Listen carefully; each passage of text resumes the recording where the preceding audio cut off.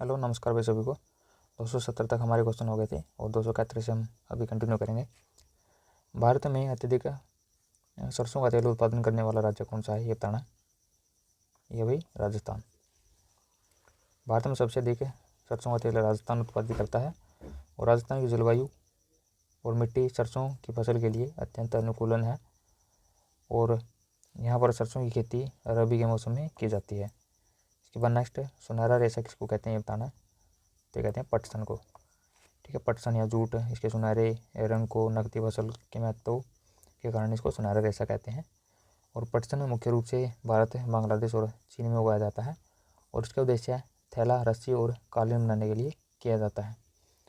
इसके बाद नेक्स्ट है, पशु प्लेग रेडर पेस्ट का कारण है, तो किस कारण से होता है ये।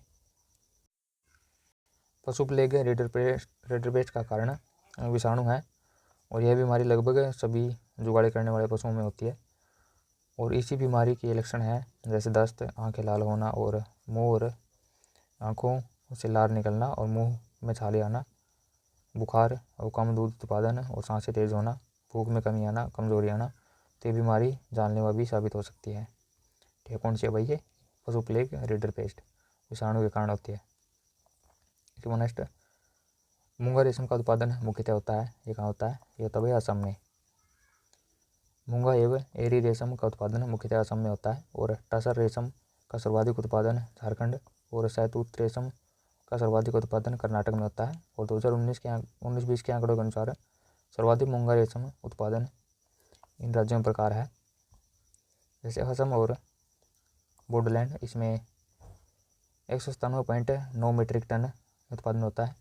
मेघालय में होता है 35.1 और अरुणाचल प्रदेश में होता है 2.5, मिजोरम में होता है 2.4 और मणिपुर में होता है 2.1। ठीक है, इसके बाद नेक्स्ट 275, निम्नलिखित में से कौन सी प्रजाति गेहूं की नहीं है, ये बताना कौन सी नहीं है। ठीक है, तो सुजाता है, इसके बाद सोनालिका है, कंचन है, क्रांति नहीं है।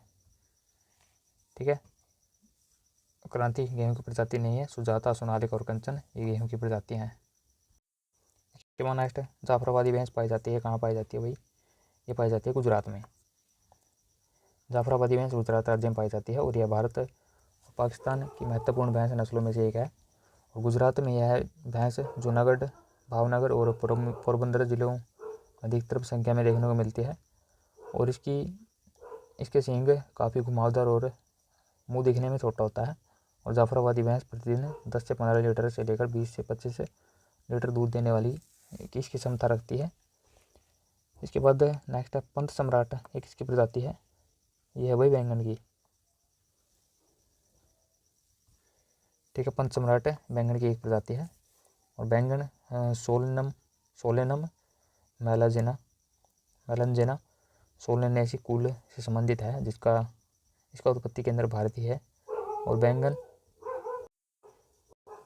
इसके बाद बैंगन की अन्य किस्में हैं पूसा बैंगनी, लंबी, आज़ाद क्रांति, ब्लैक ब्यूटी। और बैंगन की संकर किस्में पंत, ऋतुराज, पूसा बिंदु और पूसा उपकार, पूसा भैरव, अर्का नवनीत और अर्का केशव और अर्का नीलकंठ। ठीक है, तो ये बैंगन की भाई बाकी और इसकी प्रजातियाँ हैं। इसके बाद नेक्स्ट है, राष्ट्रीय डेयरी अनुसंधान संस्थान कहाँ पर है, ये बताना है। यह भाई करनाल में। ठीक है, राष्ट्रीय डेयरी अनुसंधान संस्थान ये करनाल में है और 1923 में बेंगलुरु में इसकी स्थापना हुई थी। फिर इसके बाद 1955 में इसको राष्ट्रीय डेयरी अनुसंधान संस्थान का मुख्यालय हरियाणा के करनाल में स्थानांतरित कर दिया और 1989 में इसे मानंद विश्वविद्यालय, इसे डीम्ड यूनिवर्सिटी का दर्जा मिला था। ठीक है, 1989 में इसकी स्थापना की बात करें तो 1923 में हुई थी, 1955 में इसका ट्रांसफ़र कर दिया था करनाल में। ठीक है, इसके बाद नेक्स्ट है, उस फसल का नाम बताइए जिसे भारत ने 17वीं शताब्दी के आरंभ किया था 17वीं शताब्दी में और एकांतर वर्षों का दौर और धूप वाला मौसम इसके लिए आदर्श होता है। ठीक है, ये होती है तम्बाकू की खेती। 17वीं शताब्दी में इसका आरंभ हुआ था और यह तम्बाकू की फसल है और यह फसल पुर्तगालियों के द्वारा भारत में लाई गई थी। तम्बाकू की खेती के लिए एकांतर वर्षा के दौर में धूप वाला मौसम आदर्श होता है। इसके बाद नेक्स्ट भाई, भारत में ऋतु के बारे में निम्नलिखित में से कौन सा कथन सही नहीं है ये बताना भाई। ठीक है, कौन सा सही नहीं है। ठीक है, खरीफ ऋतु की जून सितंबर तक होती है। हाँ, जून से सितंबर तक होती है इसकी। इसके बाद रबी की ऋतु अक्टूबर और मार्च तक होती है। उत्तरी भारत में खरीफ ऋतु और गेहूँ की खेती की जाती है। तो खरीफ में नहीं की जाती भाई, गेहूँ रबी की फसल है। जायद ऋतु अप्रैल से जून तक होती है। तो इसमें ठीक है, सी गलत है इसमें भाई, बाकी ठीक है सारे। फसल चक्रीकरण इसमें मदद करता है। तो बताना किसे मदद करता है भाई, ये करता है कीटनाशक का उपयोग कम करना। फसल चक्रीकरण की मदद से खेत में फसल रोगों और कीटों का प्रकोप कम किया जाता है। लेकिन ये विभिन्न फसलों की अदला बदली से कीटों और रोगाणुओं का जीवन चक्र बाधित होता है और इसके लिए परिणाम स्वरूप कीटनाशकों की आवश्यकता कम हो जाती है। इसका नेक्स्ट, सेब का फल तैयार होते समय कितने न्यूनतम तापमान की आवश्यकता होती है। ठीक है, सेब का फल पूछा भाई कितना तापमान चाहिएगा, तो 8 से 10 डिग्री सेल्सियस। ठीक है, 8 से 10। सेब का फल पकते समय तापमान का महत्वपूर्ण भूमिका होती है और सेब का फल पकने में न्यूनतम 8 से 10 डिग्री सेल्सियस 40 से 50 डिग्री फ़ारेनहाइट आदर्श होता है। और इस तापमान पर फसल का विकास सही ढंग से होता है और वह अच्छे रंग और स्वाद के साथ तैयार होता है। इसके बाद नेक्स्ट भाई, वांछित किस्मों की आर्थिक रूप से उपयोग फसलों का उत्पादन है। यह है भाई ओमेलाइजेशन।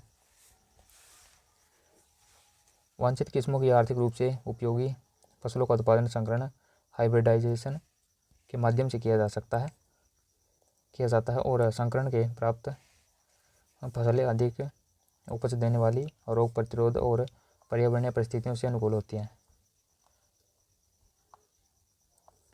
झूम खेती यहाँ पाई जाती है। तो बताना कहाँ पाई जाती है, ये पाई जाती है मणिपुर में भाई। ठीक है, झूम खेती मणिपुर में की जाती है और मध्य प्रदेश में झूम खेती की पद्धति को दहिया के नाम से जाना जाता है। ठीक है, एमपी में। इसके बाद नेक्स्ट है, एक ही जमीन पर एक से अधिक खेती या फसलें बोने को उत्पादन को क्या कहते हैं, इसको कहते हैं मिश्रित फसल। ठीक है भाई, एक से अधिक खेती एक साथ बोने से अधिक फसलों की खेती को मिश्रित फसल या अंतर फसल कहा जाता है और यह मिट्टी की पोषक गुणवत्ता बढ़ाने के लिए किया जाता है। इसके बाद नेक्स्ट, नीली रावी ये नस्ल है किसकी चीज़ की है, तो ये भैंस की नस्ल है भाई। नीली रावी भैंस की नस्ल है और यह मुख्य रूप से पाकिस्तान और भारत में पाई जाती है और यह मुख्य रूप से पंजाब में पाई जाती है। जैसे भैंस मुर्रा नस्ल के समान है और इसकी आंखें चमकदार तथा माथे, सूतन पैर और पूंछ पर सफ़ेद निशान होते हैं। इसके बाद 287, निम्नलिखित में हरियाणा की भैंस की कौन सी किस्म भारत का काला सोना इसको कहा जाता है। ठीक है, तो ये मुर्रा नस्ल है भाई। ठीक है, मुर्रा भैंस हरियाणा की प्रसिद्ध भैंस की नस्ल है और इसे भारत का काला सोना कहते हैं और यह उच्च दूध उत्पादन और आनुवंशिक गुणवत्ता और स्वास्थ्य के कारण जानी जाती है। ठीक है, इसके बाद, एक दुधारी गाय को उसके शरीर रक्षा के लिए निम्नलिखित में से कितना दाना आहार दिया जाता है। ये दिया जाता है भाई 1 से 1.5 किलोग्राम। एक दुधारू गाय को उसके शरीर रक्षा और दूध उत्पादन के लिए आमतौर पर 1-1.5 किलो उसको खाना दिया जाता है और हर गाय के शरीर की ऊर्जा आवश्यकता को पूरा करने के लिए उसके समग्र स्वास्थ्य के लिए हेतु जरूरी है। इसके बाद, एक संकर बछिया की प्रथम ब्यात की आयु कितनी होती है, ये बताना है। ये भाई 20 से 24 माह। ठीक है, 20 से 24 माह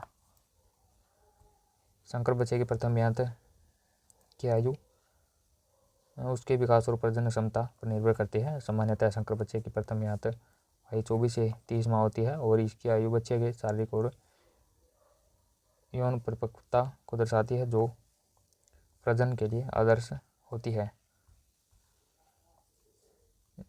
निम्न में से विदेशी नस्ल की गाय कौन सी है बताना है। यह है जर्सी।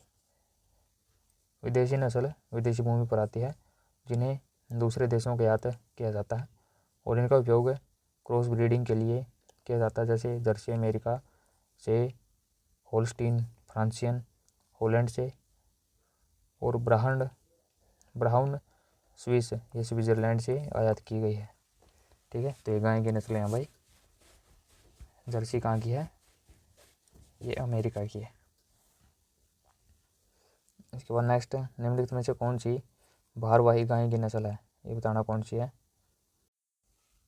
तो देवनी गाय है, ये एक भारवाही नस्ल है गाय की और इसकी उच्च दूध उत्पादन क्षमता इसे किसान और डेयरी उत्पादकों के बीच लोकप्रिय बनाती है। और देवनी गाय युग्म महाराष्ट्र के देवनी क्षेत्र में पाई जाती है। इसके बाद नेक्स्ट, अपरीक्षित युवा सांड छांटने के लिए एकमात्र सर्वोत्तम आधार है। ये बताना क्या है? ये भाई वंशावली द्वारा अपरीक्षित युवा सांड छांटने से यह सुनिश्चित किया जा सकता है कि सांड की आनुवंशिक गुणवत्ता और प्रजनन क्षमता उच्च स्तर की है। वंशावली से पता चलता है सांड के पूर्वज किस प्रकार के थे और उनके गुण कितने उत्तम थे और संतान की गुणवत्ता को प्रभावित करता है। इसके बाद नेक्स्ट, निम्नलिखित में से कौन सी दुधारू नस्ल की गाय है? ये बताना। यह है साहिवाल गाय भारत और पाकिस्तान की एक दुधारू नस्ल है जो उच्च दूध उत्पादन क्षमता के लिए जानी जाती है और इस नस्ल की उत्पत्ति पंजाब के साहिवाल जिले से मानी जाती है। इसके बाद नेक्स्ट, भदावरी भैंस के दूध में वसा की अधिकतम प्रतिशत बताना कितना होता है? ये तो भाई 11% तक। भदावरी भैंस उच्च वसा वाले दूध के लिए प्रसिद्ध है और दुधारू इसके दूध में वसा का औसत 8 से 12 के बीच होता है और कुछ विशेष परिस्थितियों में यह 13% तक भी हो सकता है। इसके बाद नेक्स्ट, कपास परिवार से संबंधित है, तो किस परिवार से संबंधित है? यह है मालवेसी परिवार से संबंधित है कपास और कपास का वैज्ञानिक नाम है गोसिपियम। कपास की फसल के लिए गर्म और शुष्क जलवायु आर्द्र होती है। इसके बाद नेक्स्ट, तंबाकू में टोपिंग का क्या मतलब है? ये बताना भाई। टोपिंग है भाई पत्तियों की धुरी में कलियों को हटाना। तंबाकू में टोपिंग करता है जो फूल की कलियों के साथ साथ कुछ ऊपर पत्तियों को भी हटाना ताकि बची हुई पत्तियां की वृद्धि और विकास को बढ़ावा दिया जा सके। इसके बाद नेक्स्ट भाई 2,4-D एक है, तो बताना क्या है? ये है भाई वीडसाइड और ग्रोथ रेगुलेटर्स।